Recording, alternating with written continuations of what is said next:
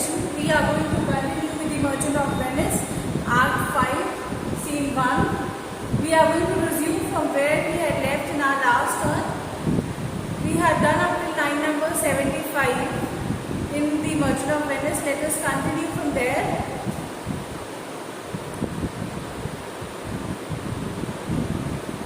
We had done up till Lorenzo's speech, where Lorenzo has called the musicians and has asked them to play a music, and such a harmonious music that it might pierce, it might slowly enter the ears of their mistress, that is Portia, who is about to come.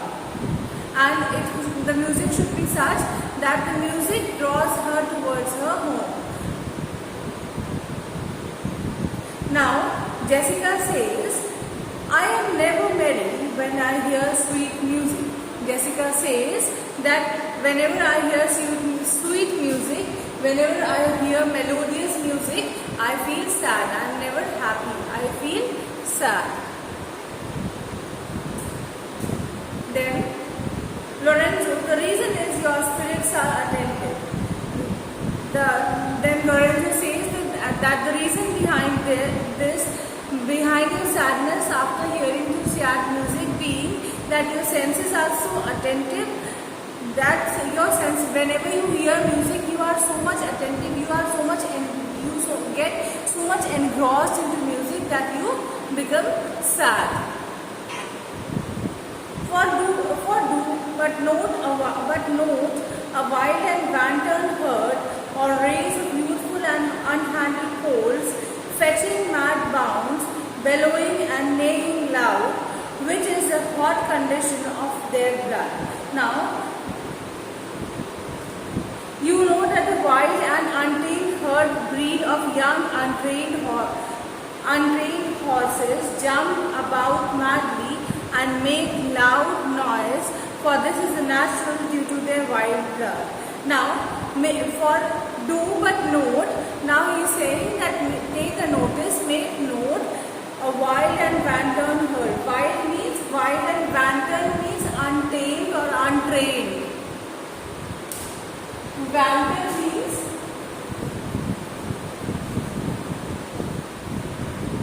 untrained.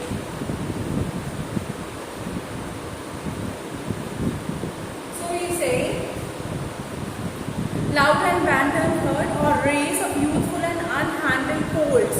Coals means horses. Coals means horses. So he is saying,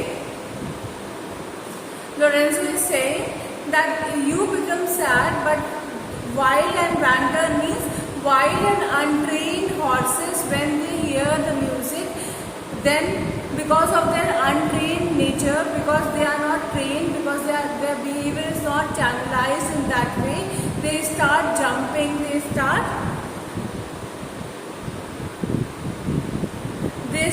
jumping and jumping madly, and then they make very loud noises, which is very natural because it is in their blood.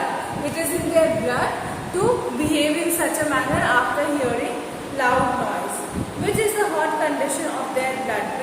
Which is the hot condition of their blood means which is very understandable because it is there in their blood.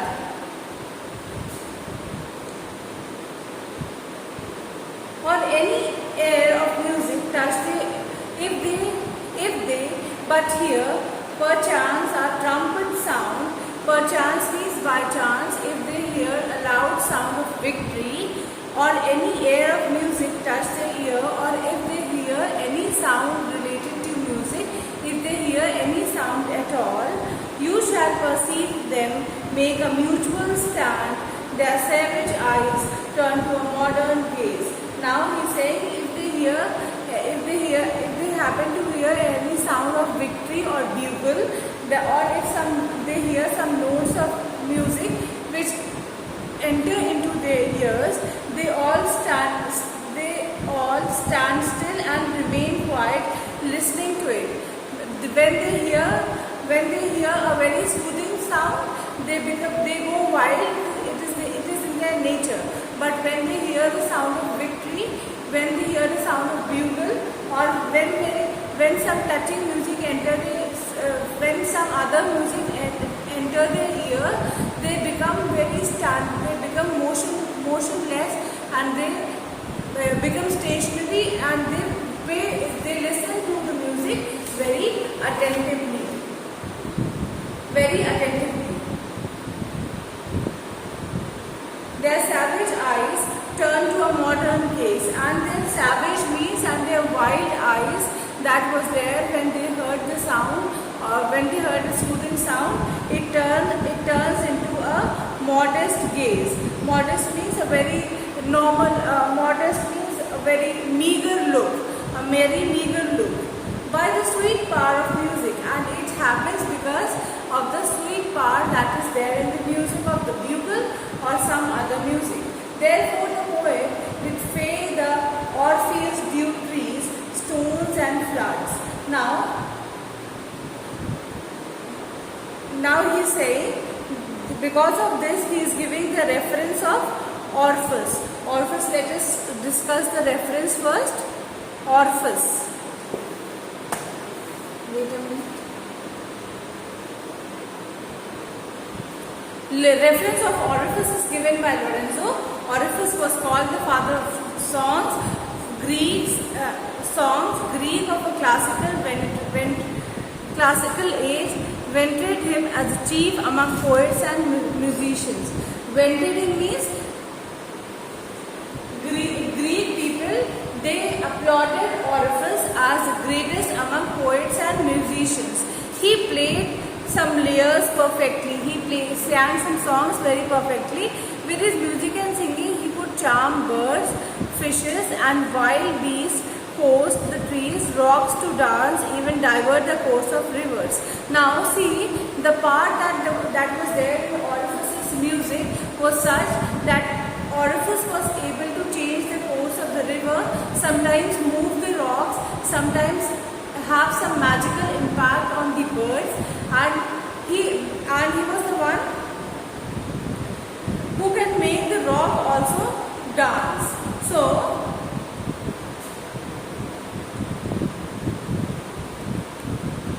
now Orpheus' wife was Eurydice. Orpheus' wife was Eurydice.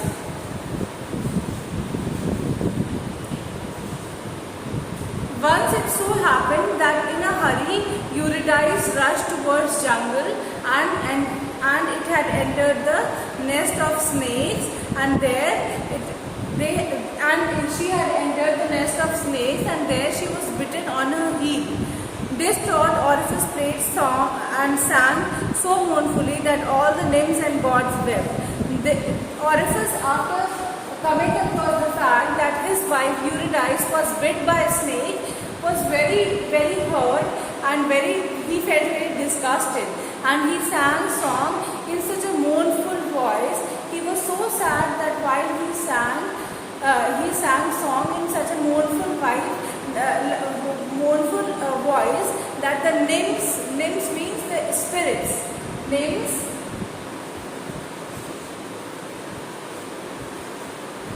and spirits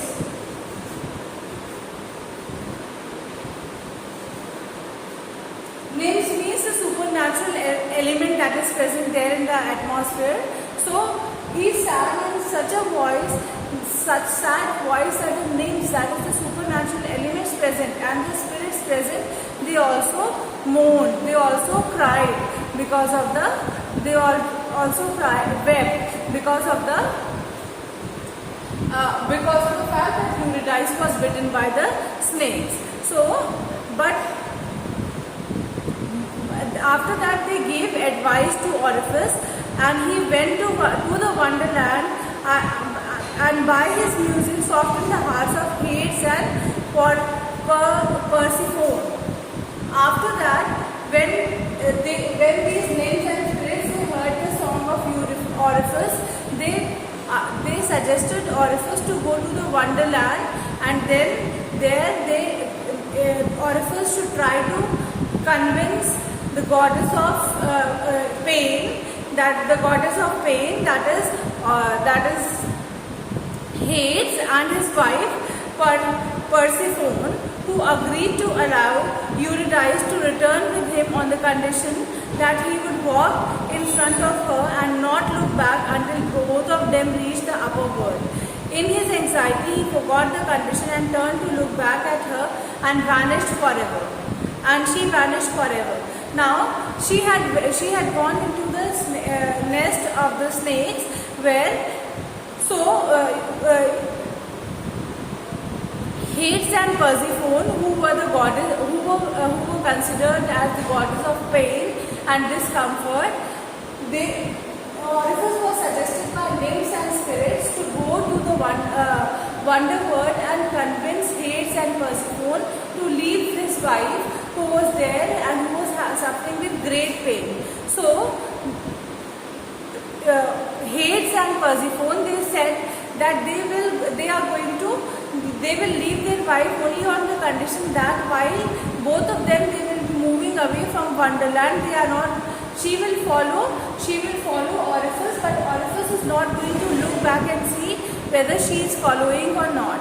But in anxiety, when Orpheus was moving out of Wonderland, he could not, you can say that he could not control his anxiety, and he forgot the condition that was laid, that he doesn't have to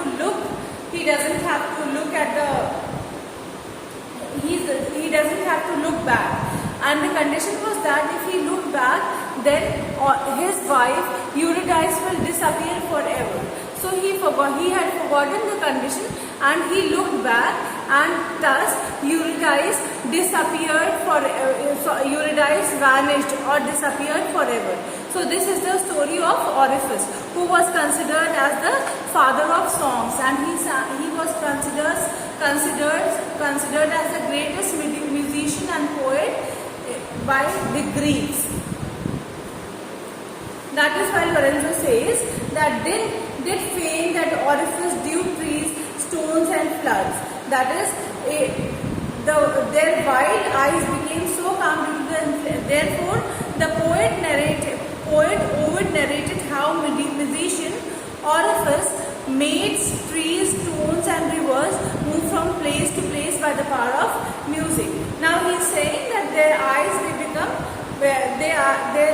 become so much influenced by the music that once the horses who used to jolt and jump and shout because of the music, the impact of music was such, or bugle was such on them, that they became very calm, they showed very calm behavior. Then he is saying that,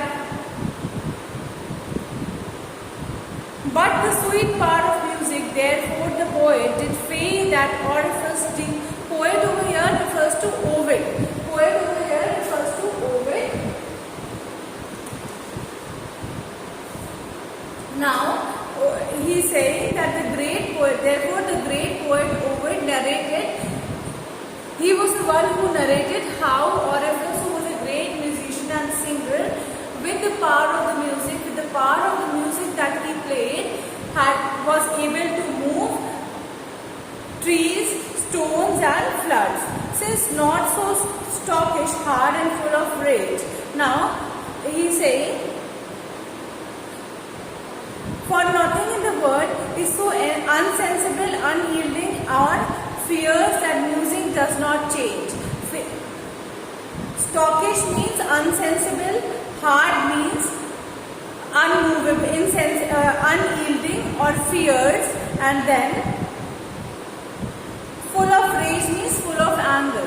Now he is saying that Orpheus was able to do this, that is, he was able to move rocks, stones and floods with the help of his singing, because nothing in this world is so powerful as to not attend to the music.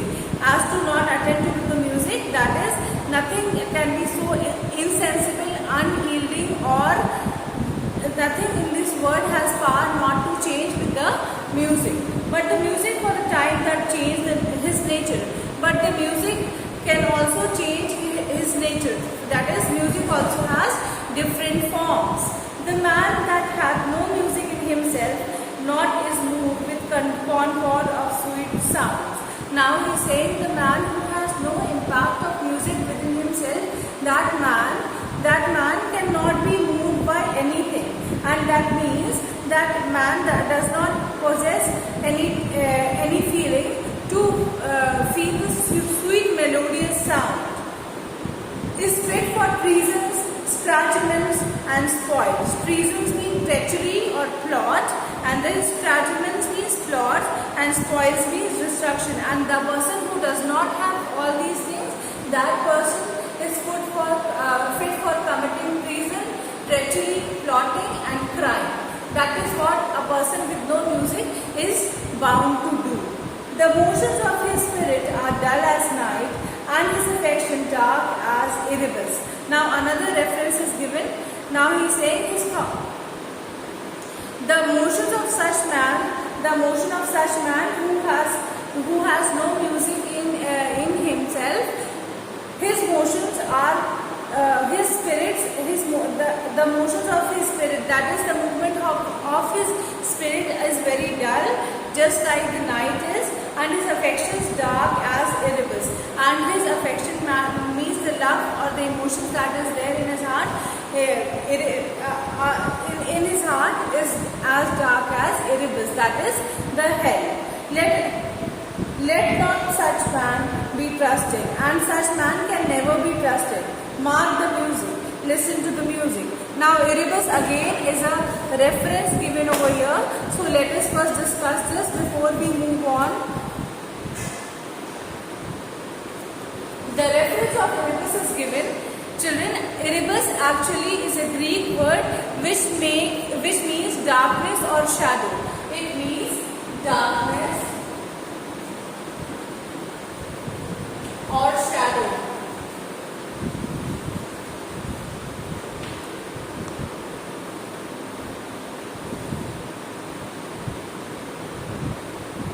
According to the Greek mythology, this character Erebus, he was son of Greek primordial god for chaos. That is the Greek god who was responsible for creating chaos.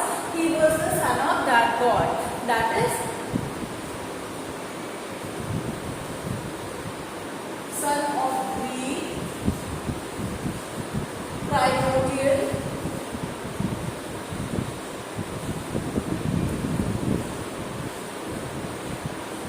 god for chaos. He was son of Erebus was a son, according to the Greek mythology, Erebus was the son of Greek primordial god of chaos. Then and it personifies, that is Erebus it personifies means it stands in place of darkness and shadow. It stands in place of darkness and shadow. That is why the reference is being given that a man who has no music in his heart is like Erebus. That is,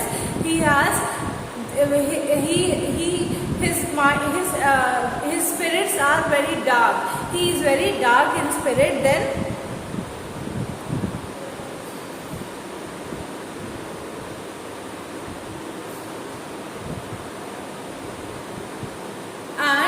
hate means the Greek god for giving punishment. So underworld god, Greek underworld god for giving punishment. As we had done in the reference of Oriphis, we had done about Hades and Persephone.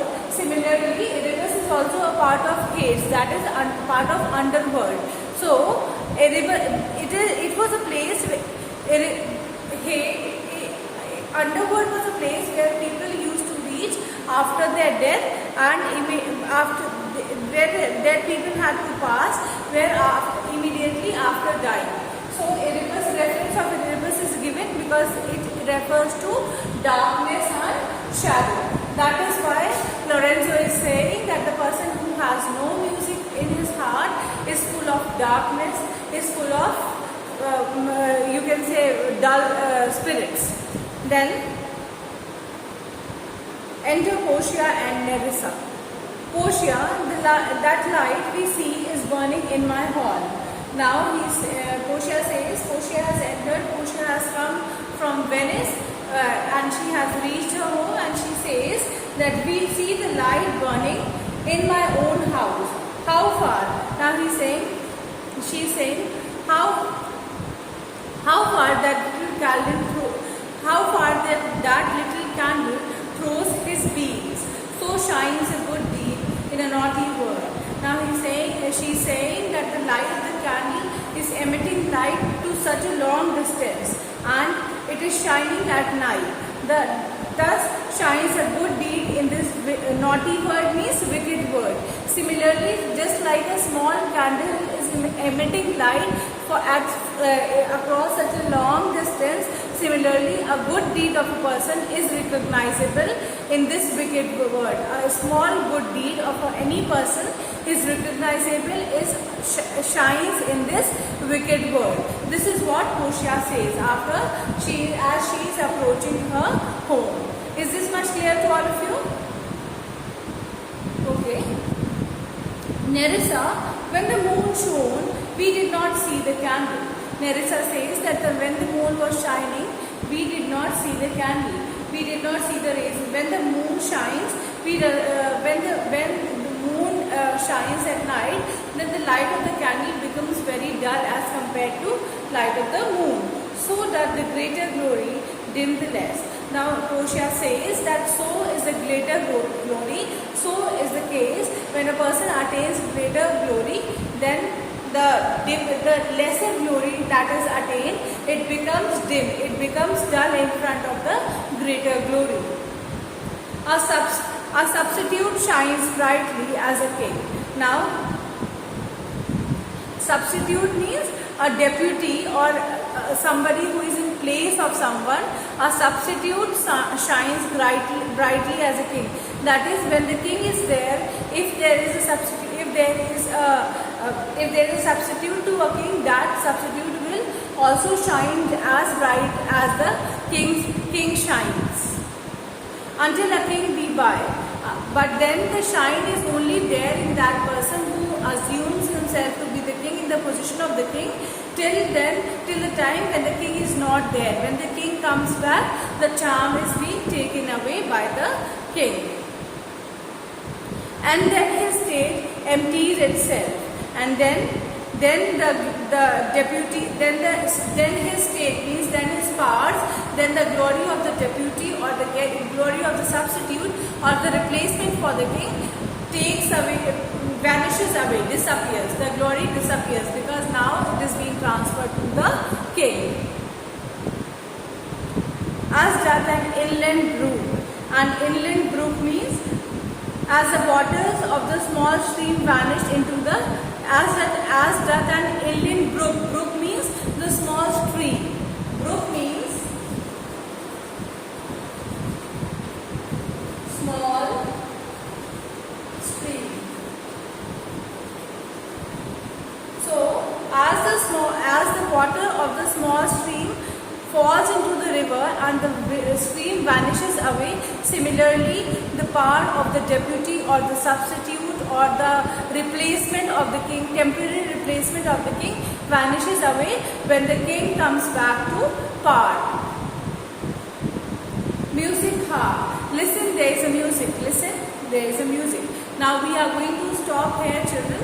Whatever we have done today, the reference of orifice and the reference of rivers, you are going to revise it, and in our next turn, that is tomorrow, I will be asking you questions some questions on Erebus, reference of Thisbe, and then reference of Troilus and Cressida, then reference of Dido and Aeneas, then reference of Medea and Aeson, harmony, music of Sprees. All these I am going to ask before I move on in the play.